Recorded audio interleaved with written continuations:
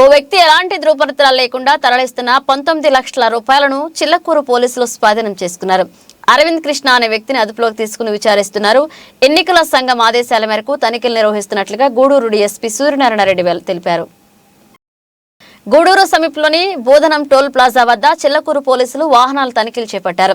ఎన్నికల సంఘం ఆదేశాలతో నిర్వహిస్తున్న ఈ తనిఖీల్లో భాగంగా అరవింద్ కృష్ణ అనే వ్యక్తి కారులో 19 లక్షలు తరలిస్తుండగా పోలీసులు గుర్తించారు. అయితే ఆ నగదుకు సంబంధించి ఎలాంటి పత్రాలు లేకపోవడంతో పోలీసులు నగదును స్వాధీనం చేసుకుని అతన్ని అదుపులోకి తీసుకున్నారు. ఈ సందర్భంగా చిల్లకూరు పోలీస్ స్టేషన్లో గూడూరు డీఎస్పీ సూర్యనారాయణ రెడ్డి విలేకరుల సమావేశాన్ని నిర్వహించి వివరాలు వెల్లడించారు. 19 లక్షల నగదుకు సంబంధించి ఎలాంటి ధృవపత్రాలు లేకపోవడంతో నగదును సీజ్ చేశామని చెప్పారు.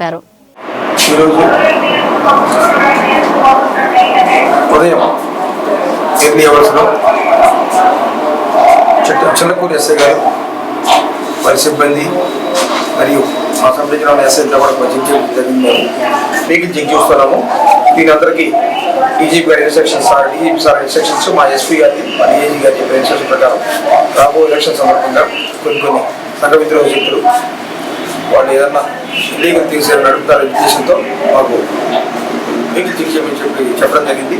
దాని ప్రకారం ఈరోజు చెక్ చేస్తుంటే ఎర్లీ అవర్స్ 4 o'clock ప్రాంతంలో శ్రీరంగం అరవింద కృష్ణ అనే వ్యక్తి దగ్గర అన్అకౌంటబుల్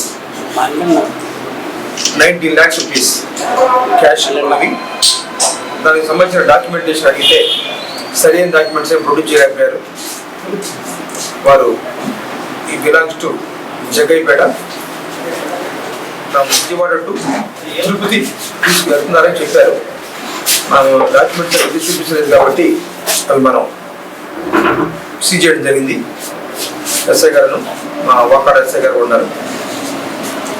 సీజ్ చేసి దాన్ని తదుపరి చర్య కన్సర్న్ డిపార్ట్మెంట్కి పంపించి దాని మీద యాక్షన్ తీసుకోవడం జరుగుతుంది.